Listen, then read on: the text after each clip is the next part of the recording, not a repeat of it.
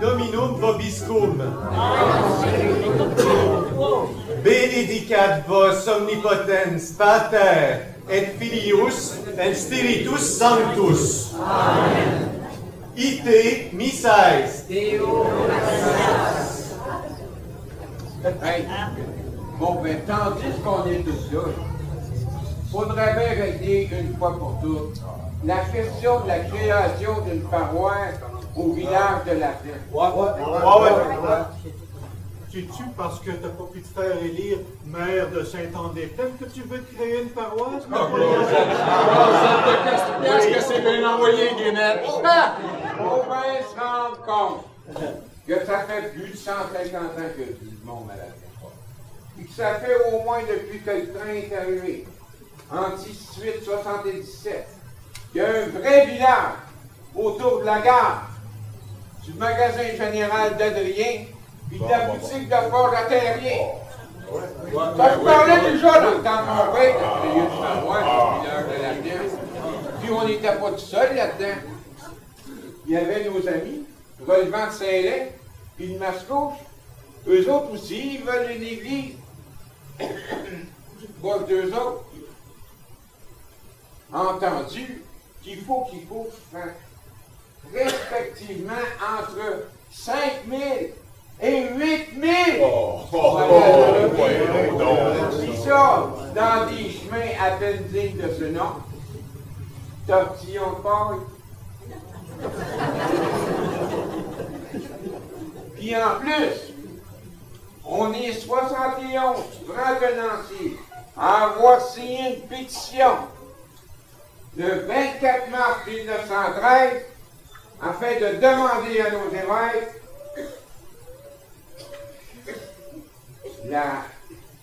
l'adoption d'une paroisse et la construction d'une église au village de la Plaine. Ouais.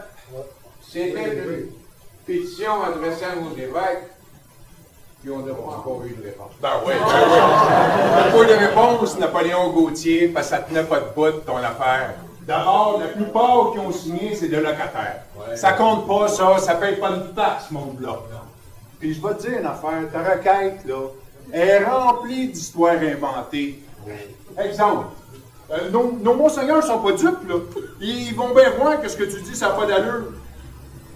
Tu décris dans ta requête que le village est rempli de commerçants, d'industriels, d'artisans, de bourgeois d'ouvriers. Coudon, Gauthier, t'as vu ça, des industries, il n'y en a pas une génie bois! Des commerçants, ben oui, il y a ton cousin Adrien, il y a une petite maison en tenant il y a un petit commerce en tenant sa maison. On est loin du buffet à Montréal, mon homme! Puis là, c'est rien qu'un vieux conservatoire, ça. Conservateur sans vision d'avenir. Toutes ces vieilles scènes noires en deux. T'es même pas prêt à donner quelques vieilles pièces pour l'amour du bon. Arrête.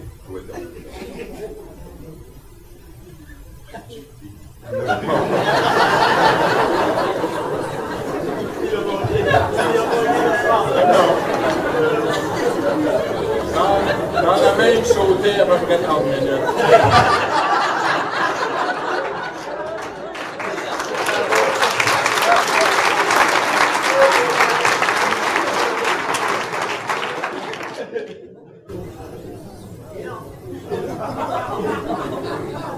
OK. C'est vrai qu'on est loin du buffet de Montréal. Ben oui. Mais il va vendre des franchises. Ça va prendre du temps. Émile, je sais que t'en dis là-dessus.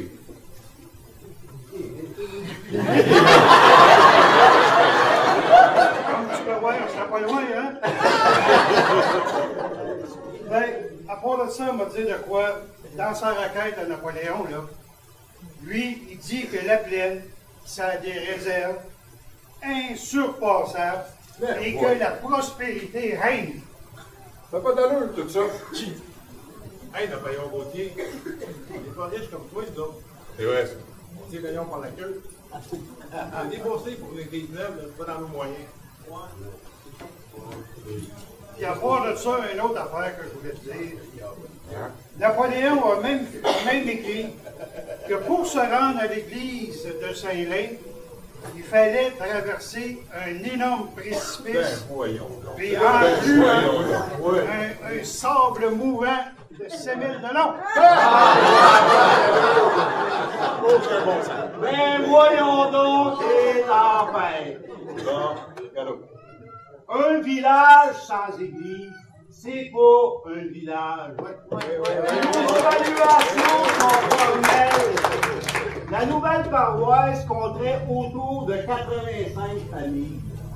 Hormis quelques familles de nécessiteux dans la grande ligne, il n'y a personne qui vit dans la misère à la plaine.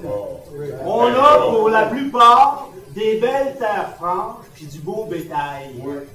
On gagne tout assez pour faire vivre un curé convenablement, voire dignement. C'est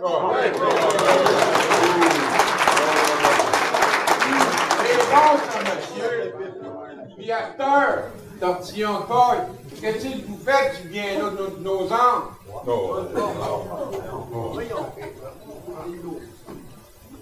Tortillon de paille. Combien de gens qui vont faire le grand église et qui sont privés des secours et des consolations de la religion?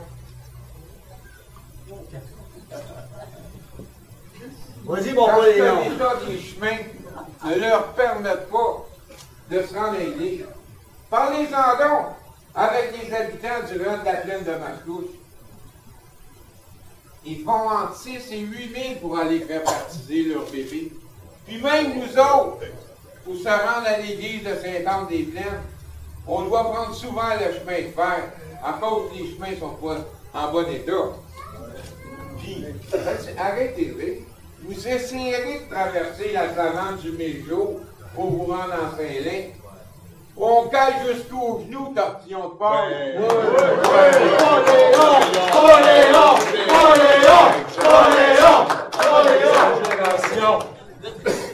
Et toi, Damien Gagnon, qu'est-ce que tu fais? Tu dis rien comme d'habitude? Réagis, innocent!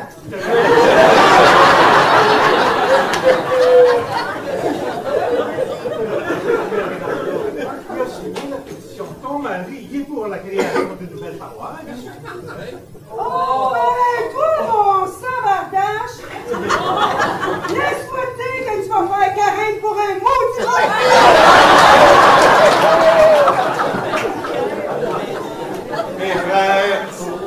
Mes frères, en 1913, j'ai bien éclairé Monseigneur Bouchézy de la requête qui vient de nos patriotes, de nos compatriotes de la plaine. Vous savez tous que je suis contre l'idée de la création de cette paroisse, non seulement parce que je suis natif de Sainte-Anne-des-Plaines, mais parce qu'aussi mon opposition repose sur des faits très concrets et très intelligents. D'abord, si on détache une paroisse de notre grande paroisse Sainte-Anne-des-Plaines, ça veut dire qu'il faut détacher un comté, des prêtres, il faut détacher toute une église. C'est pas raisonnable. Pas raisonnable. Deuxièmement, il y a 36 ans déjà, Monseigneur Bourget a refusé la création d'une paroisse à la Plaine parce que les paroissiens n'étaient pas assez riches. Voilà. Pas assez riches pour faire vivre une paroisse avec si peu de contribuables. Les 3 et 4 000 de chemin, troisième chose, qui nous séparent de l'Église, sont tout à fait praticables. Même l'été, dans les beaux dimanches d'été, on peut venir en train. C'est pas une raison non plus. Puis il y a aussi des questions temporelles, je viens de le souligner. Si la dette de notre paroisse est payée, et s'il faut créer une autre paroisse, qui va payer? Ça va coûter au moins 1000 piastres par famille. Avez-vous les moyens? Non, c'est déraisonnable aussi. Pour ce qui est de ceux qui se détacheraient de Saint-Lin, ben, la majorité des habitants n'ont pas trop de difficultés à faire les 6000 pour se rendre à l'église de l'endroit. Et les chemins sont beaux. Pour ce qui est du rang de la plaine de Mascouche, bon, il y a quelques cultivateurs, c'est sûr, qui sont un peu plus éloignés, mais il y en a 2 catholiques. Tous les autres, c'est des protestants. Il y a véritable... Et dans la grande ligne, admettons que sur la grande ligne, ils sont plus pauvres. Mais j'ai déjà remarqué que 6 familles viennent nous rejoindre ici à l'église Sainte-Anne-des-Plaines. Non, vraiment, frères, mes frères, on peut donc dire que toute la liste des demandeurs de la nouvelle paroisse, seulement 8 ou 9 habitants souffrent vraiment de l'éloignement de l'Église. Dans ce cas et dans sa grandeur d'esprit, l'Église ne peut accepter la création d'une paroisse pour si peu de gens concernés.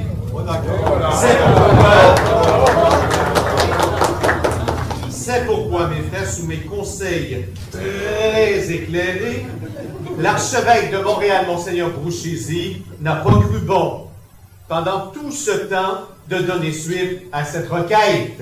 Bravo! Bravo! Bravo! Bravo!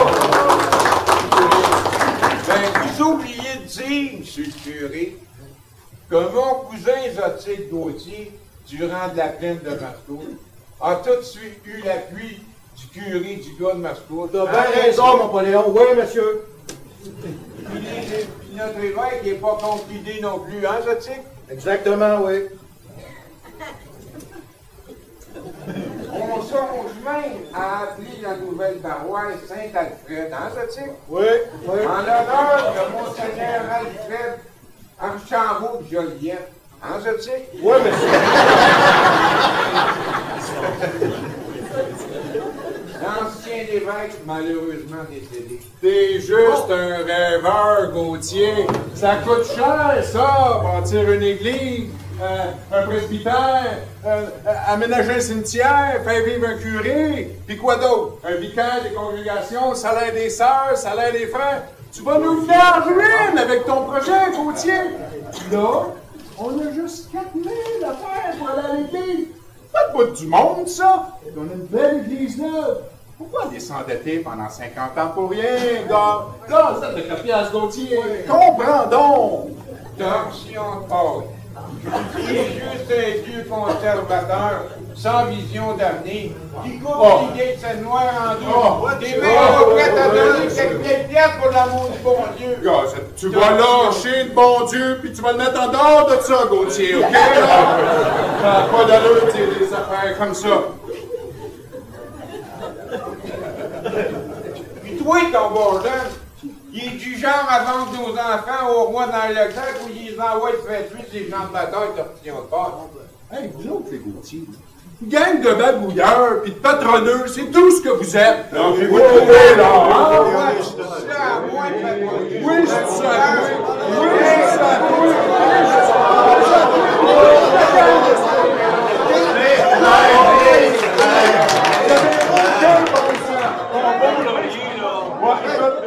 Ton beau Laurier, il s'est fait battre aux dernières élections.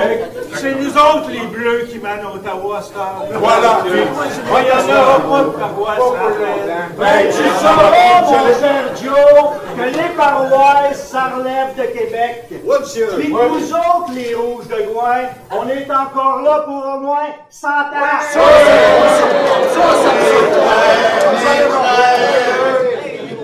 Mes frères, Dieu vous regarde, puis vous êtes pas beau. La politique va et c'est le diable qui s'en mêle.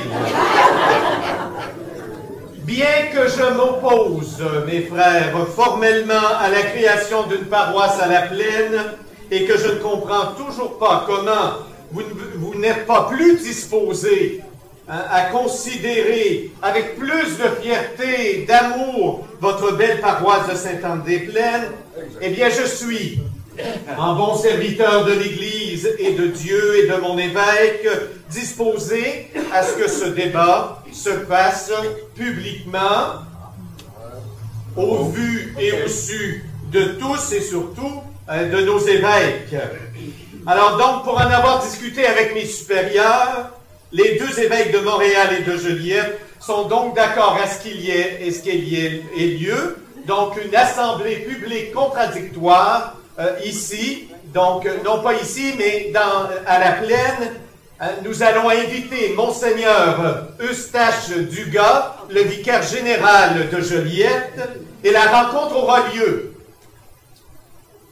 La rencontre aura lieu le jeudi 11 février 1915 à 10h de l'avant-midi à la maison abandonnée de Théophile Terrien au village de la Plaine, paroisse Saint-Lin. Prenez bien note.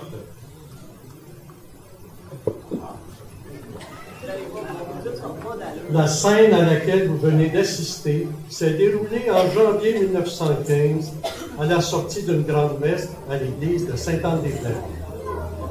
L'histoire que vous entendez aujourd'hui repose uniquement sur de véritables faits historiques provenant de documents d'archives, de témoignages, et vous assistez donc à la véritable histoire de la création de la paroisse de la Plaine. Elle met en scène le curé Joseph Edmond Coursol. Le curé de Sainte-Anne-des-Plaines est vigoureusement contre le projet d'érection d'une paroisse à la Plaine et devient rapidement le chef des opposants du projet. Son vis-à-vis, Napoléon Gauthier, agriculteur instruit, notable du village de la Plaine, ex-conseiller municipal de Sainte-Anne-des-Plaines, il fait office de leader du projet de création d'une paroisse au village. Il est assisté de ses cousins, le marchand général Adrien Gauthier, ainsi que de Zotique Gauthier, un cultivateur du rang de la Plaine, aujourd'hui chemin Curé-Barret, dans la partie relevant alors de Mascouche. Rappelons que la majorité de la population des parties relevant de Saint-Lin et de Mascouche est favorable à la création d'une nouvelle paroisse à la Plaine, mais il en est autrement de la partie relevant de Sainte-Anne-des-Plaines, où les opinions sont partagées entre deux camps. Du côté des opposants, le curé Coursol reçoit l'appui de taille d'Alvarez Villeneuve, un grand cultivateur, instruit, un notable du milieu, que l'on qualifie de gentleman, les maires de Sainte-Anne-des-Plaines jusqu'en 1914, alors qu'il a défait son cousin, Napoléon Gauthier, à la mairie. Il est également le cousin de ce dernier. Aux côtés d'Alvarez Villeneuve se trouve Émile Gauthier, voisin de Napoléon, mais contre celui-ci, ainsi que la mère Grapia, de son vrai nom Célina Forget, l'épouse de Damien Gagnon, qui, contrairement à son flambeau de mari, milite contre la création de la paroisse. Elle fait office de leader féminine des opposants, mais la voix des femmes ne pèse pas lourd dans les affaires politiques de l'époque. En toile de fond, on comprend vite que le milieu est très politisé, le camp des libéraux étant plutôt favorable à la création de la paroisse de la Plaine, alors que les conservateurs prônent évidemment le statu quo. Enchaînons maintenant avec le deuxième acte qui se déroule à la maison inhabitée de Théophile Terrien au village de la Plaine. En ce jeudi 11 février 1915, la population entière est réunie afin de débattre de la création de la future paroisse.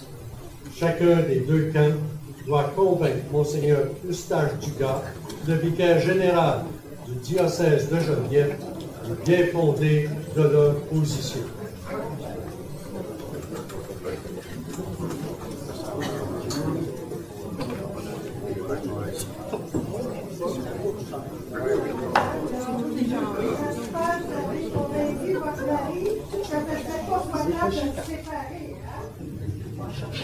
C'est vous aussi, il n'est pas parce qu'on va être passé pareil. Pourquoi se séparer? Vous avez compris, vous aussi, là? Ben, je vous sais qu'on va l'installer, le vicaire général. Ben, ici, ça fera l'affaire. Mais Renan, M. Grenon, on peut faire assis à Monseigneur cette chaise-là? Regarde ce que ça va faire. Et avec la corporance de Monseigneur Dugas, il va falloir quelque chose de solide. Plus confortable. Adrien, va à la chercher ton gros fauteuil avec M. Grenon. C'est juste à côté. Ah, voyez! Il va d'arriver de minute à l'autre. Il va avoir le notaire noiseux de Saint-Lin et tout. Il va sûrement me quoi écrire, lui. Ça nous prend une table. Donnez, Nézine. Allez chercher la table en arrière.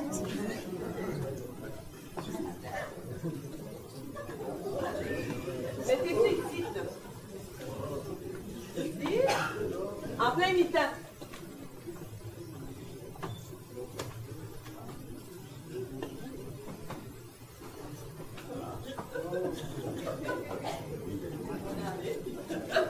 Ça a bien de l'allure. Ça fait plus chic. Ça a plus de décorum. Après tout, il ne faut pas oublier que le vicaire général, c'est le représentant du pape et de nos évêques. Bon, ben, asseyez-vous tout le monde, là, le Monseigneur, il arrive avec le curé Coussol, puis le Napoléon, puis le notaire Noiseux aussi, là. Cachez vos flasques, vous autres!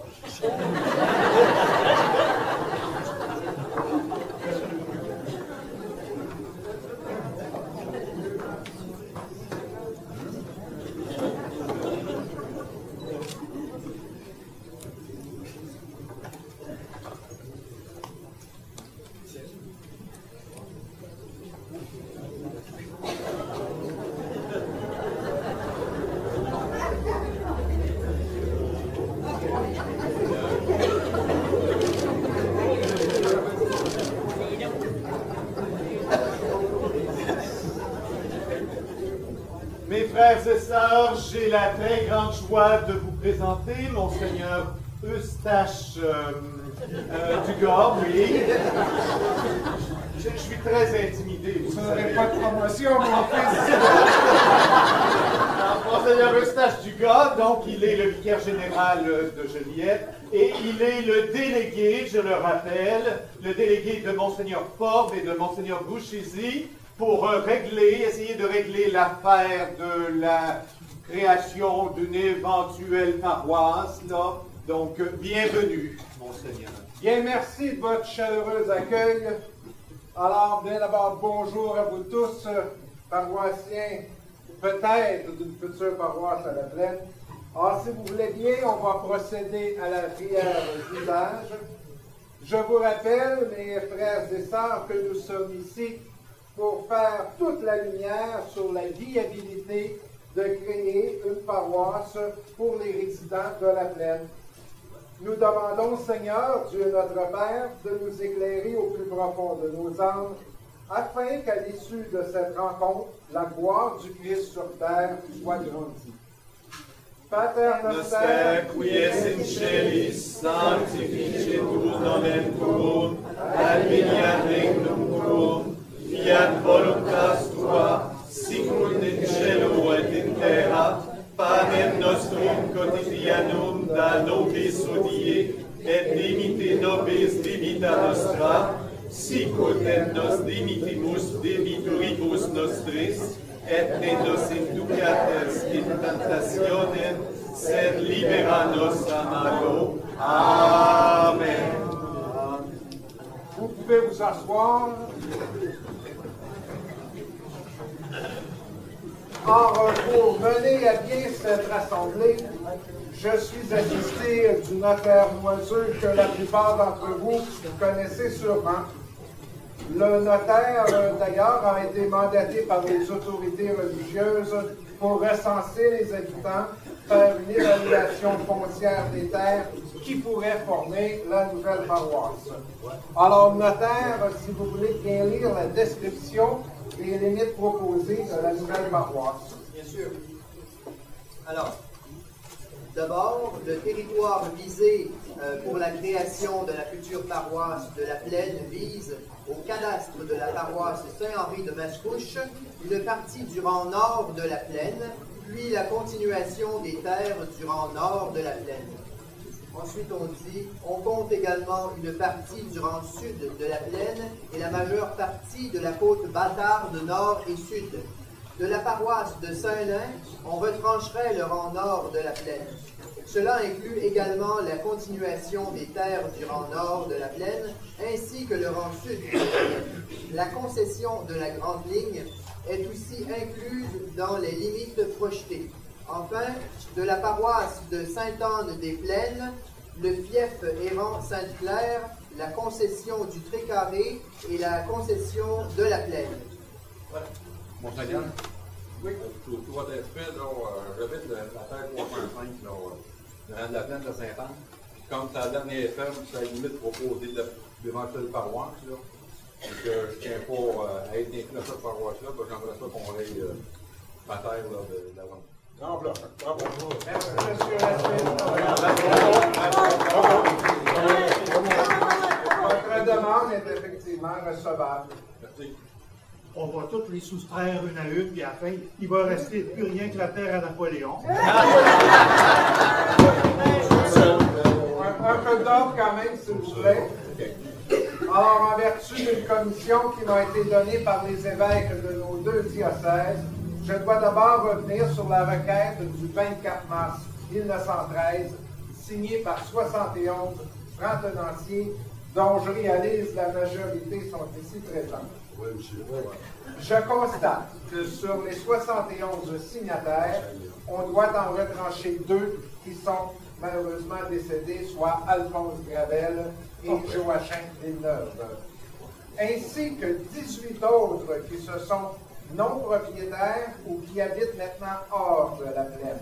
Donc, nous vivons, monsieur le notaire, les noms d'Octave Renaud, Ferdinand Martin, Joseph Gravel, Jean-Baptiste Soussis, Joseph Gauthier, Arthur Hamel, Phineas Grenon, Jérôme Quévillon, Wilfrid Gauthier, Joseph Jeté, Antoine Martin, Joseph Boigny, Arthur Lusignan, Frédéric Saint-Jean, Malvina Corbeil, Edmond Bénier, Joseph Roch et Adélard Roy. Ouais! Bravo!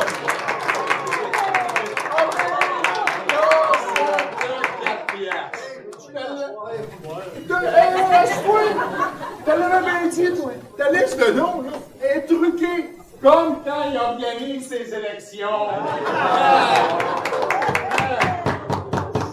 Alors, messieurs, pas de base politique ce matin, je vous en prie. Je dois également retrancher les noms de ceux qui l'ont demandé, soit Joseph Grenon, Hildéric Lamoureux et Auguste Lavender. Ils se sont fait tordre un bras, puis pas rien qu'une fois à part de ça. Avouez donc, Grenon, que t'es favorable à la nouvelle paroisse. Monsieur Grenon, il est encore temps de changer d'idée, alors voulez-vous vous exprimer? Ben, Monseigneur, c'est bien sûr qu'on aurait l'agrément d'avoir une paroisse dans la plaine. Mais, monsieur le curé, ça nous a bien convaincus, nous autres, des pauvres familles, la côte ou la côte Montard, si vous préférez, qu'on n'avait pas les moyens, nous autres, de s'embarquer dans le temps de ski, que d'aller à la plaine ou ben non à Saint-Anne. C'est pas loin. Oh, les chasseurs du sac! Oh, oui! OK. Alors, il nous reste maintenant à éclaircir le cas de M. Sinaï et Ordas Benoît, qui ont à la fois signé la requête pour la création de la paroisse, mais ainsi que la requête contre.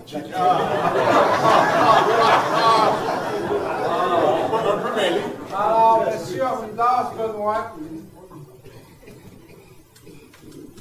Sinaï, plus loin, on est bien contre. Et voilà. C'est tout ce que M. Villeneuve nous a compté de M. Benoît. On a décidé de ne pas s'embarquer dans ce patente-là. Et là, la gagne à Gauthier, ça nous embauche un coin, ça? Alors, dans les circonstances, notaire, nous allons biffer le nom des deux Benoît. Alors, malheureusement, le curé Olivier Laferrière de Saint-Lin ne pouvant pas être des nôtres, j'ai reçu une procuration de sa part dans laquelle il nous expose son opposition au démembrement, vu la lourde dette de 25 196,50 $ qui pèse sur sa fabrique. Je vous rappellerai, Monseigneur, que le curé Laferrière était au départ favorable à la création de la paroisse. Ce sont les mariés de Saint-Lin qui l'ont fait changer d'idée.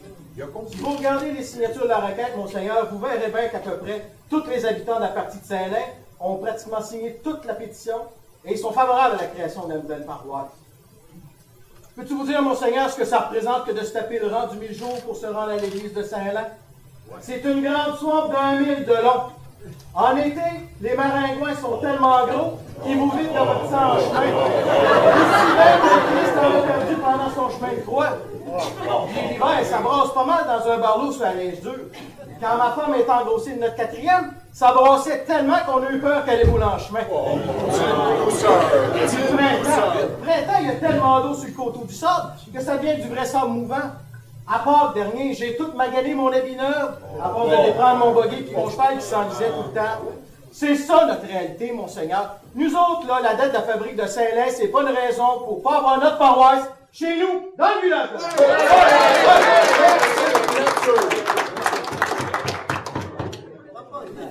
Ça va. Alors, j'inviterai maintenant M.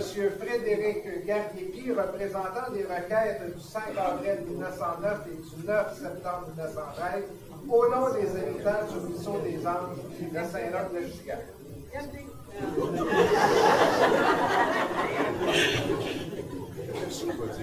Monseigneur, j'étais pas mal gêné de venir parler en avant d'un homme dépareillé comme vous, hein? Puis vous aussi, monsieur le notaire, la même chose. Fait que, étant donné que mon ciboulot, j'avais bien peur d'être pas capable de retenir, il ne va pas retenir tout ça. Fait que, j'ai décidé de l'écrire et de vous le lire. Alors, avec votre permission. Merci. Alors, je commence. Commencez. Monseigneur, en 1909, une douzaine d'habitants du ruisseau des Anges de Saint-Roch, ainsi que du rang de la plaine relevant de Mascouche et Saint-Lin, vous ont adressé une requête afin de créer une nouvelle paroisse, mais ce fut sans réponse. En apprenant la volonté ferme de créer une nouvelle paroisse, de nouveau, nous avons de nouveau produit une seconde requête à la fin de 1913. Cette fois, elle est signée par 33 habitants du ruisseau des Anges de Saint-Roch de Lechigan, soit la quasi-totalité des habitants du rang. Nous ne voulons pas cette fois être oubliés dans le projet de la nouvelle paroisse. Nous, qui au cours des dernières années sommes passés des paroisses de Saint-Lin à Mascouche, puis de Mascouche à Saint-Roch. Nous sommes toujours très éloignés de l'église de Saint-Roch et nous nous sentons beaucoup plus près des gens de la plaine. Merci. Donnez ça au notaire. Merci, M. Garnier. Bienvenue. Votre requête, comme vous le voyez, sera jointe au procès-verbal de cette assemblée. Alors, en arrivant, le curé Coursol me mentionnait que M. Onésime Deslongchamps et Alfred Benoît ont changé d'idée et qu'ils ne veulent plus appuyer le projet. Alors,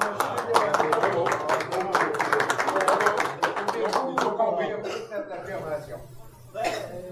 Monseigneur, mon ami Benoît et moi, on est bien contre ça, c'est une nouvelle paroisse, mais il faut que vous compreniez, le marchand, là, Alfred Gauthier, là, de la plaine, là, on lui doit de l'argent, et il nous a tellement prié, menacé, qu'on n'avait pas le choix. Il fallait qu'on retrouve la C'est scandaleux, Adrien! Profiter de ton pouvoir de marchand général, de prêteur sur gage, et en plus, de maître des postes de Sa Majesté le roi Georges V. Honte à toi! Ta cabale, c'est pas différent des élections. Tous les coups sont permis. Ça n'a aucun bon sens, c'est tout. Adrien, détiens tout par ta carte de crédit. Messieurs, s'il vous plaît, c'est pas la place pour régler vos chicanes de famille. Oui, on va procéder. Oui, Monseigneur. Monseigneur, j'aimerais, dans le même ordre d'idée, qu'on entende Monsieur Joseph, les frères Joseph et Charlemagne Bastien, les neveux de Napoléon, qui ont demandé du Trait-Carré, ils demeurent sur le Trait-Carré, qui ont demandé à prendre la parole. Mon frère Joseph et moi, c'est sûr qu'on serait plus content s'il n'y avait pas de division. Mais on a déjà donné notre signature pour la paroisse. Bravo. Alors, je comprends donc qu'on conserve votre nom sur la requête. Bravo! Oui! Il n'a pas compris. Il n'a pas compris. Il n'a pas compris. Oh! Pas fini encore. Monseigneur, avec tout le respect que je dois à cette assemblée, la majorité des gens ici présents et dans la population générale sont favorables à la création de la nouvelle paroisse. Je vous demanderai de ne pas vous laisser influencer par les magouilles vicieuses des opposants et de bien vouloir nous faire le décompte final. Monseigneur! Un instant, Monseigneur. Les femmes n'ont pas le droit de parole. Ils n'ont même pas le droit de vote dans une assemblée publique. Puis en plus, légalement, ils ne sont même pas considérés comme des personnes. Avant, il a pu emprunter qu'elle laisse son mari parler.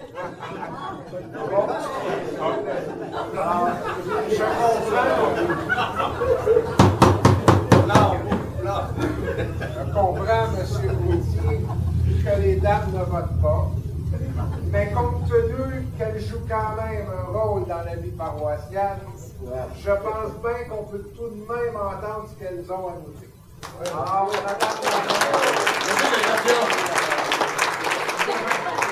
Dis à ton mari. Monseigneur! Puis de vous autres! Je vais vous dire que je comprends pas ça. Qu'est-ce que vous faites? Une belle paroisse. C'est donc des plaines. La plus belle du comté de Terrebonne. Vous avez été baptisés ici, vous autres. Vous avez fait votre première communion dans cette église-là. Vous avez fait votre confirmation. Puis la plupart de vous autres, là, vous avez été mariés ici. Puis vos enfants, ils ont été baptisés ici. Puis vos parents, ils ont été enterrés. Je peux pas croire que vous n'avez pas ce sentiment d'appartenance à Sainte-Aude. Moi, là, je l'ai prié toute ma vie, la bonne Sainte-Aude. Il me l'a bien rendu. Pourquoi qu'est-ce qui va arriver? Moi, Sainte-Alfred, là, je la connais pas. Hein? Moi non plus. Bon, mais qu'est-ce qui va arriver, là? C'est que même nos familles dans les cimetières, on ne pourra plus les voir. Seigneur, pourquoi tu nous fais traverser cette épreuve-là?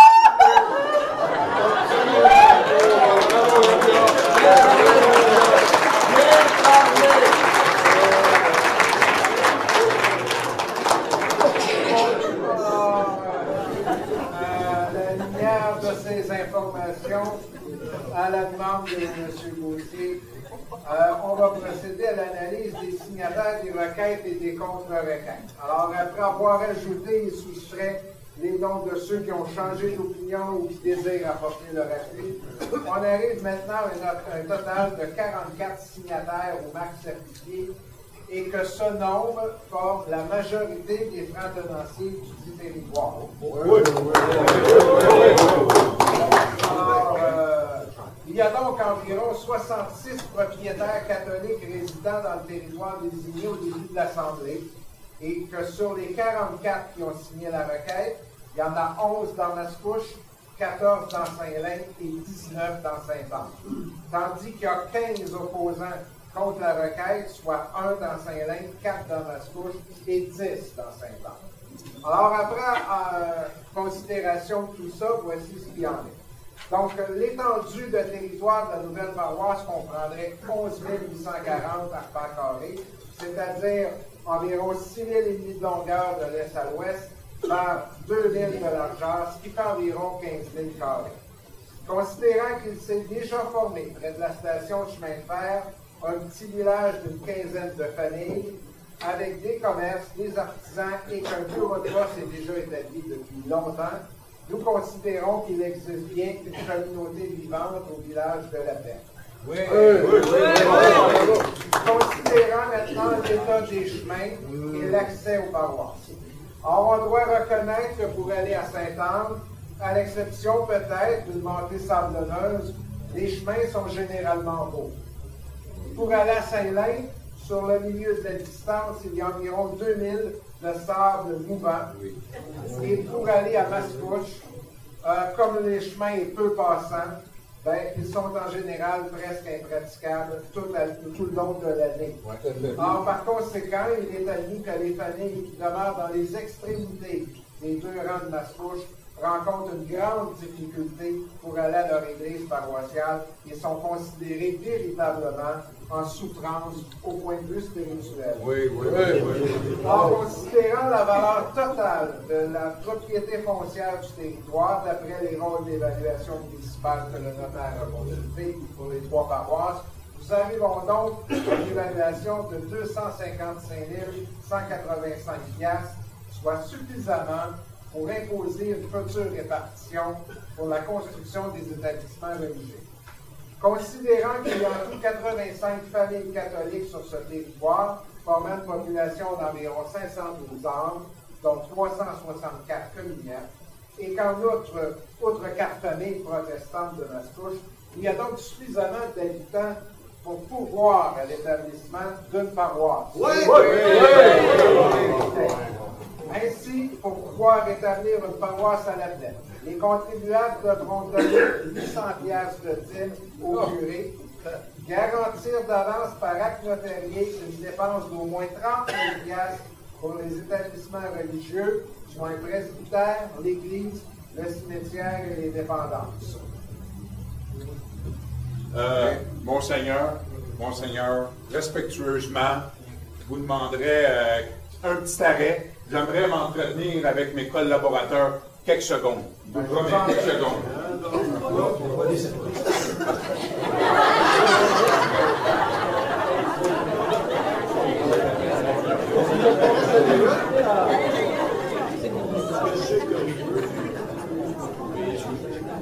Qu'est-ce que tu magouilles encore, la minute?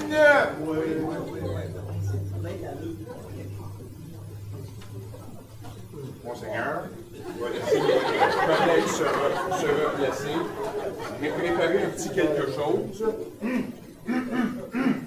Monseigneur, membre de l'Assemblée, considérant la volonté des habitants d'une partie de Saint-Lin et de Mascouche à former rapidement une nouvelle paroisse, mais aussi considérant que le projet provoque de la division chez les habitants de la partie de Sainte-Anne-des-Plaines, je vais vous déposer une requête signée de mes concitoyens Émile Gauthier, Alphonse Simard, Henri Lacombe, Jean-Marie Racine, Joe Guénette, Tancrède Villeneuve et Émile Gauthier qui dit ceci: nous sous-signés, habitants de la pleine partie de Sainte-Anne-des-Plaines, suggérons aux autorités diocésaines la formation d'une mission à la plaine plutôt que d'une paroisse, avec la possibilité d'y construire une chapelle convenable. Et je vous la dépose, monsieur, Monseigneur. Voilà. Alors,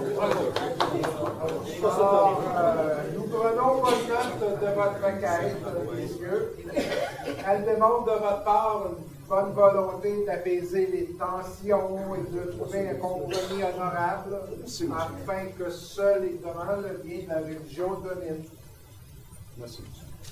Donc, enfin, je crois que tout le monde a pu s'exprimer sur le projet de création d'une paroisse à la plaine. Je vous remercie de votre présence au nom de nos évêques. Nous allons dresser un procès-verbal de la rencontre et soumettre le tout à nos évêques qui vous feront part de leur décision prochainement.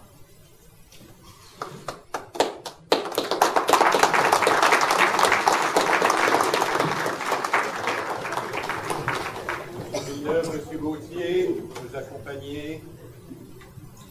À la fin de l'Assemblée du 11 février 1915, Monseigneur Dugas présenta son rapport aux autorités religieuses.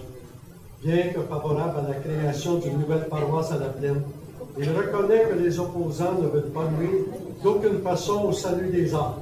Il constate que ce genre de conflit peut dégénérer bien souvent en des divisions regrettables et inoubliables, provoquant des chicanes de famille, des divisions politiques et bien d'autres problèmes. Considérant que les opposants consentent à ce qu'une mission soit établie sur le territoire de la paroisse projetée, desservie par le curé de Sainte-Anne ou de Saint-Vin, et qu'une chapelle soit construite et que les intéressés soient prêts à payer leur part, Monseigneur Ducard n'a pas voulu faire de débat sur cette proposition, mais il recommande de l'étudier. Considérant la demande des habitants du Ruisseau des Anges, Monseigneur Ducard reconnaît le mérite de cette requête, mais comme il n'avait pas d'informations de nature foncière, ainsi que la liste complète des habitants du rang, il n'a pas élaboré sur ce point, mais il recommanda tout de même de considérer cette requête. Pendant ce temps, le débat se poursuit entre les deux camps. Chacun, pour la forme, montre qu'ils font des gains. En juin 1915, Napoléon Gautier écrit à l'évêque de Joliette, Monseigneur Fort, de ne plus considérer la partie de Saint-Roch dans le projet. Le 26 juillet 1915, 14 francs-tenanciers de Sainte-Anne-des-Plaines s'adressent à Monseigneur Fort et mentionnent qu'ils sont prêts à établir une mission au village de la Plaine. Le 26 août suivant, 28 francs-tenanciers de Saint-Lin et Mascouche acceptent la création d'une nouvelle mission à la Plaine. Ainsi, l'idée de créer d'abord une mission plutôt qu'une paroisse assure allier au cours du printemps et de l'été 1915 la majorité des habitants. On observe encore un groupe de farouches opposants, dont le curé Coursol de Saint-André. Hey, tout le monde! Je reviens de la gare. Je viens d'avoir un télégramme de Joliette. Le vicaire général, Monseigneur Dugas, nous apporte la bonne nouvelle. Il va arriver avec le train de 6h15. Allez passer le mot à tout le monde. On se rassemble en maison de Théophile Terrier à 8h. Il va nous annoncer les détails de la bonne nouvelle. C'est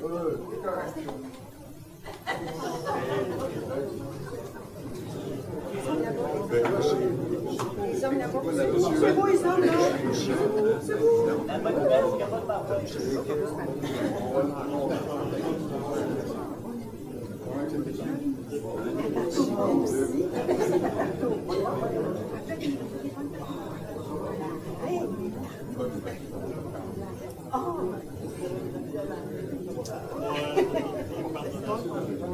Mais là, il est 8 heures. Ils vont arriver. Soyons.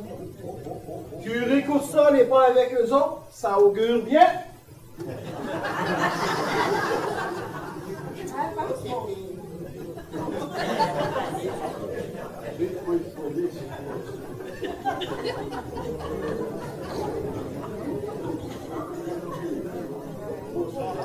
Mes amis, Monseigneur Dugas s'est déplacé expressément pour venir nous annoncer la bonne nouvelle. Monseigneur, je vous invite à prendre place. Alors, bonjour à tous.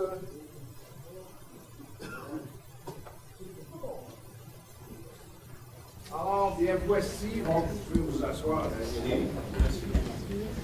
Alors, mes bien chers frères et sœurs, j'ai l'honorable plaisir de vous annoncer que notre évêque, Monseigneur William Ford, ainsi que notre Saint-Père Benoît XV, ont autorisé la création d'une mission au village de la Plaine. Ainsi, permettez-moi de vous transmettre le contenu du décret d'érection. Alors, le voici. Guillaume Ford, par la grâce de Dieu, du Saint-Siège apostolique évêque de Joliette. À tous ceux qui les présentent verront savoir que, vu en requête en date du 24 mars 1913, présentée à notre vénéré prédécesseur, Monseigneur Joseph Alfred Archambault, au nom de la part des francs-tenanciers de la partie des paroisses de Saint-Henri de Mascouche, de Saint-Lin et de Sainte-Anne-des-Plaines, à l'effet d'obtenir l'érection d'une paroisse séparée et distincte au village de la Plaine. La requête entame du 26 août 1915 pour obtenir au moins la permission d'être desservi par un prêtre résident. La promesse des signataires de pouvoir efficacement et convenablement aux dépenses nécessaires à l'établissement et au maintien de la dite mission. À ces causes, le saint nom de Dieu invoqué, et après avoir pris l'avis de nos vénérables chanoines titulaires de notre Église cathédrale, nous avons érigé, et par le présent décret, nous érigeons en desserte une mission distincte des paroisses de Saint-Henri-de-Mascouche et de Saint-Lin, sous le titre de mission de Saint-Joachim, au village de la Plaine, dans la paroisse de Saint-Lin, le territoire suivant. Une partie du rang nord de la Plaine, rang sud de la Plaine, la continuation des terres du rang nord de la Plaine, côte-bâtarde nord et sud, et la concession de la Grande Ligne. Aux fidèles de la partie de Sainte-Anne-des-Plaines qui ont demandé ou qui demanderont à être attachés à la dite mission de Saint-Joachim pourront le faire après avoir obtenu l'autorisation de leur ordinaire. La dite mission de Saint-Joachim est érigée aux conditions suivantes. On affectera à l'érection d'un cimetière et aux établissements religieux de la dite mission un terrain d'environ 3 arpents. Toutes les familles, j'insiste, toutes les familles paieront la dîme ordinaire de 2 $ par année. L'entretien d'un prêtre, les servants sera assuré par sa part de casuel et une somme annuelle d'au moins 600 $ pour la première année et de 700 ou plus pour les années suivantes. Donné à Joliette en notre maison épiscopale le 8 septembre 1915, fête de la Nativité de la Bienheureuse Vierge Marie, sous notre sein et le sceau de nos âmes et le contre-sein de notre chancelier, et ses signés, Guillaume évêque de Joliette et Émile Lachapelle, prêtre chancelier. Voilà. Alors,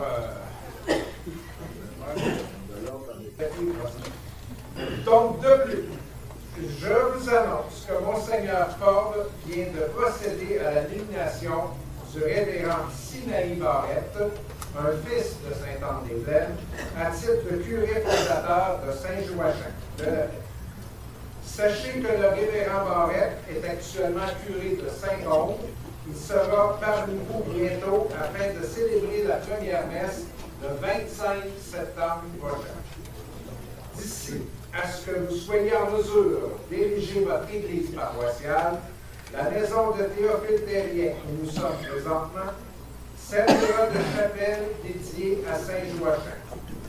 En bon chrétien que vous êtes, sûrement féru d'histoire sainte, vous avez compris pourquoi notre choix s'est arrêté sur Saint-Joachim, qui, inutile de vous le rappeler, est le mari de Saint-Anne. Or, un beau clin d'œil, diront certains, aux relations plutôt difficiles qu'ont entretenues les partisans de la création de la paroisse avec les autorités religieuses de Saint-Anne-des-Plaines. Afin que tout soit bien clair, vous relèverez encore de vos paroisses respectives sur le plan scolaire et municipal.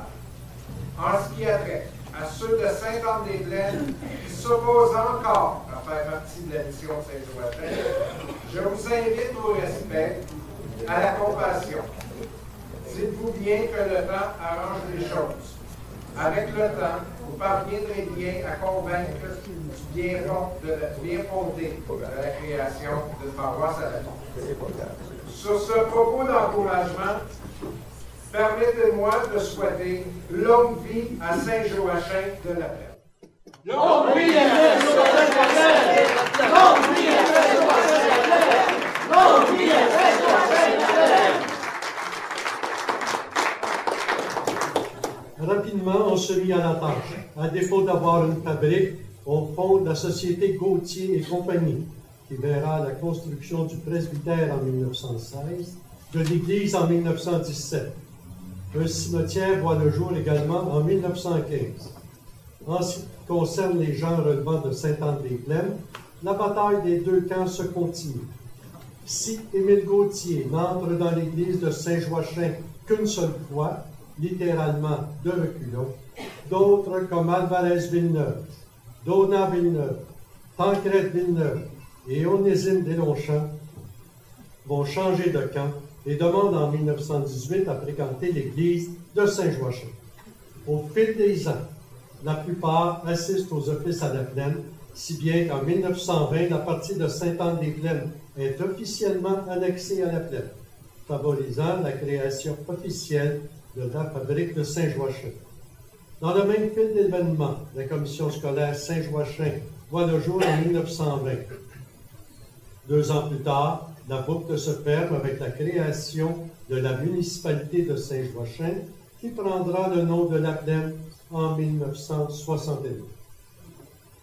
Nous venons d'assister ici à une reconstitution historique des événements entourant la fondation de la Plaine. Je vous rappelle qu'à quelques phrases près, tout ce que vous venez d'entendre est véridique et témoigne fidèlement des mœurs de l'époque. En terminant, permettez-moi, au nom de tous les comédiens réunis, de souhaiter à tous un joyeux centenaire. Je vous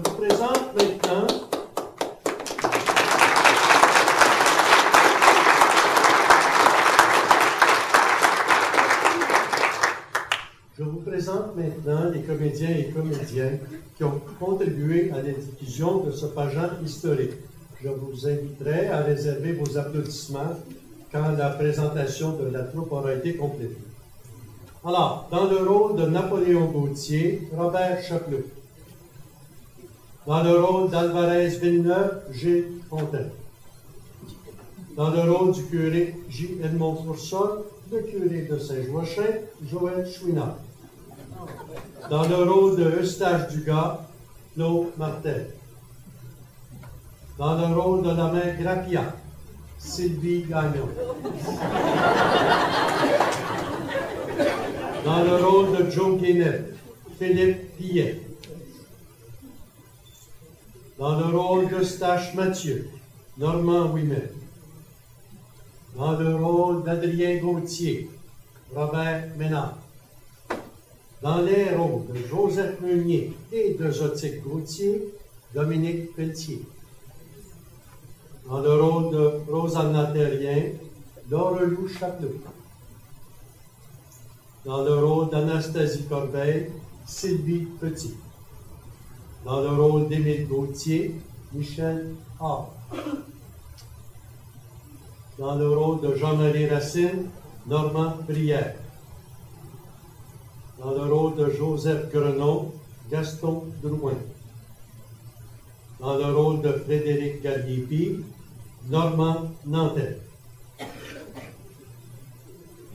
Dans le rôle de Léon Terrien, Dominique Raymond. Dans le rôle de Hormidas Benoît, Joseph Marcellet. Dans le rôle de Onésime Deslongchamps, Thomas Salé.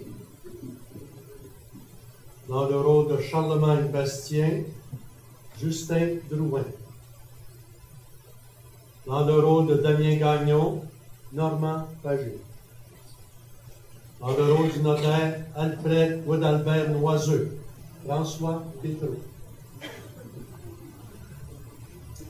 Les belles épouses, Madame Eustache Mathieu, présentée par Carole Limoges. Madame Alvarez Villeneuve, par Caroline Moïse. Madame Hormidas Benoît, Micheline Leclerc. Narrateur, Guy Villeneuve. Mise en scène, Claude Martel, Robert Chapelot, Laure-Lou Chapelot. Recherche et rédaction, Claude Martel, géographe, historien. Collaboration au texte, Robert Chapelot.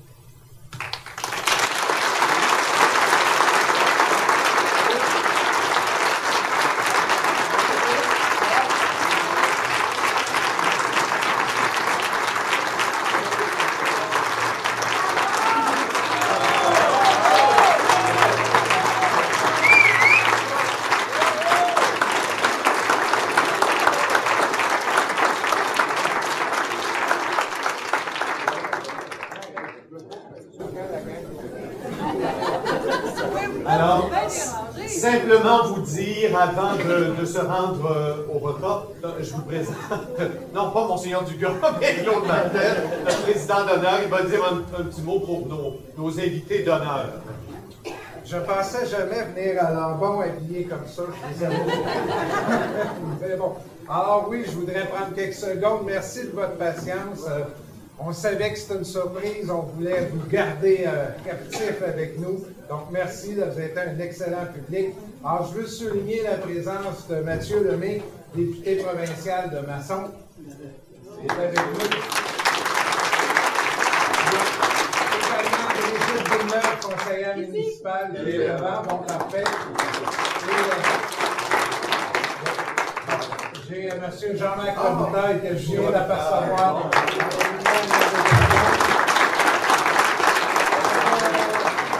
Bienvenue. Est-ce que j'ai d'autres personnes derrière? Oups, non, voilà. Oui, Bellavance. Ah, Nathalie Bellavance, pardon, je suis dans le fond. Nathalie Bellavance, tout le monde, je pense que oui. Alors, merci encore. Je vous invite à passer au dîner spaghetti qui est à l'extérieur. Les Chevaliers de Colombe vous attendent pour ce grand dîner. Je vous rappelle qu'il nous reste encore des billets pour le spectacle à 14h de la famille d'Arèche. Donc, vous pourrez vous les procurer derrière au dîner spaghetti. Merci beaucoup.